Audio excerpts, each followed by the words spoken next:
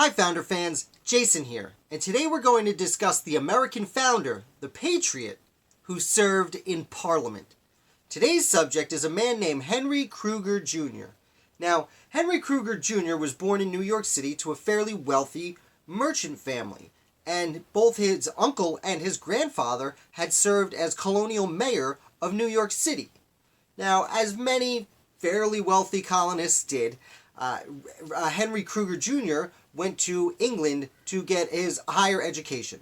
And while he was there, he seemed to like it. So he stayed. He stuck around, he settled in Bristol, and he quickly was elected to a local council. And then he was elected sheriff. And over the years, he made his way up through politics until he was in his mid-30s when he actually was elected to Parliament. Now, this is a fascinating feat in itself. I don't know of any other colonists who were born in British North America to actually become members of Parliament.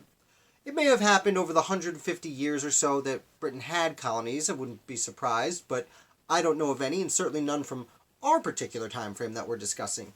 So Cruger happens to become a member of Parliament in 1774, and if that year happens to ring a bell, it's because it's approximately the same time that the First Continental Congress is meeting in Philadelphia. So very strange that they would elect an American Congress to go sit, a colonist to go sit in Parliament. And what's interesting is Cruger takes the American side right away. He's saying these taxes are wrong. These are everything we're doing is wrong. and one of the big complaints about the American colonists was no taxation without representation, because they didn't have someone speaking for them in Parliament. And this is true. Henry Cruger Jr. was representing the people of Bristol in England. But he was taking the colonist side, and he was, for all intents and purposes, a colonist. So, if there was one person representing these colonists, it was Henry Cruger Jr., which puts him in a fascinating position. Now, like I said, one person not really representing them doesn't count as representing them, and that's how the colonists felt. But Cruger was against the war, and actually by 1780, before the war was even over, Cruger actually says on the floor of Parliament that maybe we've gone too far, maybe it would be better for they've already been, they declared independence 4 years ago. They're obviously not going back on that. Maybe the best thing for everyone is if we just have a peace treaty, and in the peace treaty, make sure we continue to have strong trade agreements.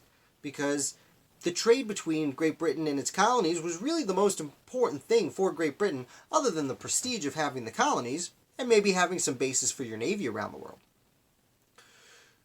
Obviously, this is not how it worked out, but it shows that Cruger was on the American side the whole time. Now, Cruger actually stays in Parliament for 15 years, despite, again, being a colonist who had incredibly strong loyalties to the colonists. But the people of Bristol seemed to like what he was doing there, so they kept him there.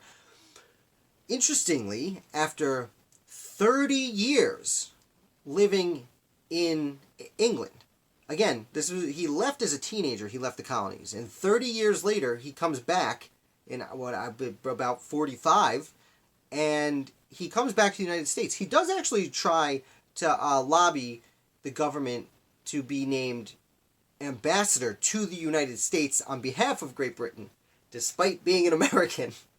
This doesn't go through for various reasons, including the obvious one, that why would we have someone so closely tied with America looking out for British interests over there? But Cruger comes back, and he does something even more fascinating. He joins the Federalist Party, and he runs for and wins a seat in the New York State Senate.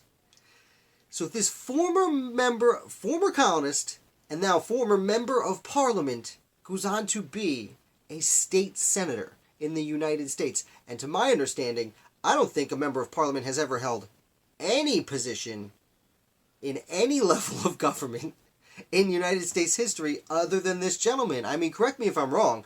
There's a lot of American and British history since the Revolution. If you know of someone, leave me a comment. I'd really like to know.